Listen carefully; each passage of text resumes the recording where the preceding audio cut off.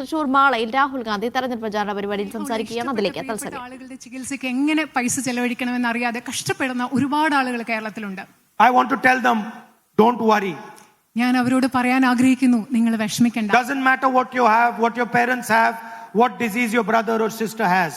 അത് നിങ്ങൾക്ക് എന്തുണ്ടോ, നിങ്ങളുടെ പേരൻസ്, മാതാപിതാക്കൾക്കോ സഹോദരനോ സഹോദരിക്ക് എന്ത് അസുഖമായിക്കൊള്ളട്ടെ, within a few weeks you will have 25 lakh rupees to protect you.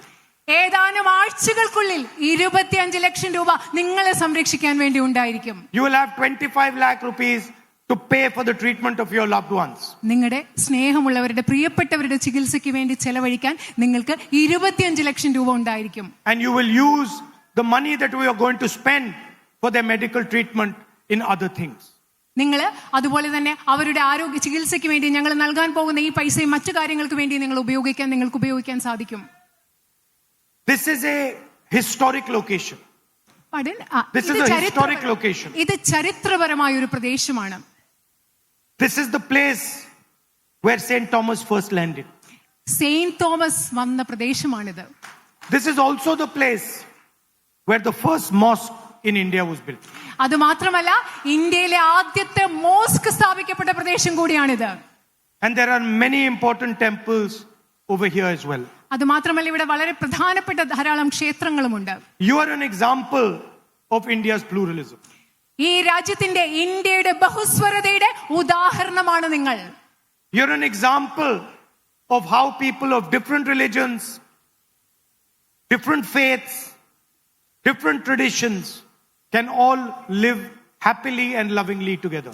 വ്യത്യസ്ത മതവിശ്വാസങ്ങളുള്ള, വ്യത്യസ്ത വിശ്വാസങ്ങളുള്ള ഒരുപാട് ആളുകൾക്ക്, വ്യത്യസ്ത മതങ്ങളിൽപ്പെട്ട ആളുകൾക്ക് എങ്ങനെ സന്തോഷത്തോടുകൂടി സമാധാനത്തോടും കൂടി ജീവിക്കാം എന്നുള്ളതിന്റെ മികച്ച ഉദാഹരണമാണ് നിങ്ങൾ. This respect you have for each other is the most valuable thing that you have. നിങ്ങൾക്ക് പരസ്പരമുള്ള ബഹുമാനമാണ് നിങ്ങൾക്കുള്ള ഏറ്റവും വിലപിടിച്ച കാര്യം എന്ന് ഞാൻ പറയാൻ ആഗ്രഹിക്കുന്നു. And it is not something that happens over 6 months, over 1 year. അത് വെറും 6 മാസം കൊണ്ടോ 1 വർഷം കൊണ്ടോ സംഭവിക്കുന്ന ഒരു കാര്യമല്ല. This is your history.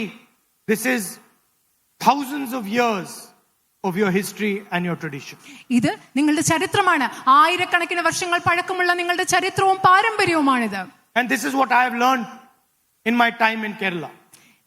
ഇത് തന്നെയാണ് ഞാൻ കേരളത്തിൽ ചെലവഴിച്ച സമയം ഞാൻ പഠിച്ചതും. Kerala knows how to respect itself and other people.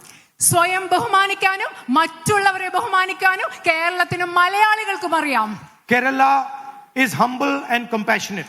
Keralam എന്ന് പറയുന്നത് വിനയാന്വിതമാണ്, സഹാനുഭൂതിയുള്ളതാണ്. Kerala is not arrogant. Keralam ധാർഷ്ട്യമുള്ളതല്ല. And you can see this spirit in the people of Kerala. കേരളത്തിലെ ജനങ്ങളിൽ കേരളത്തിന്റെ ഈ തനിമ, ചൈതന്യം നമുക്ക് കാണാൻ സാധിക്കും. It is everywhere. അത് എല്ലായിടത്തുമുണ്ട്.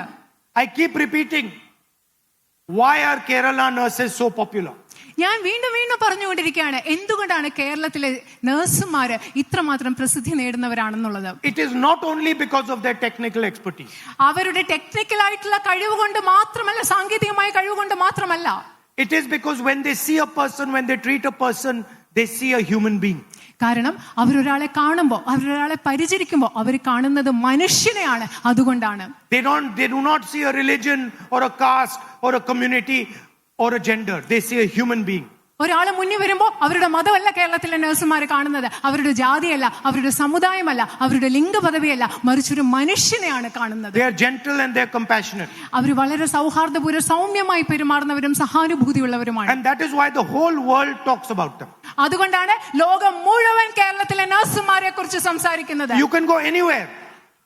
You can go to the Middle East, you can go to Europe, you can go to the United States, you can go to Uttar Pradesh, you can go to Bihar, you can go anywhere and you will see that this is what they say about Kerala nurses. നിങ്ങൾക്ക് എവിടെ വേണമെങ്കിലും പോകാം. അമേരിക്കയിൽ പോകാം, യൂറോപ്പിൽ പോകാം, ഗൾഫിൽ പോകാം, ഉത്തർപ്രദേശിൽ പോകാം, ബീഹാറിൽ പോകാം.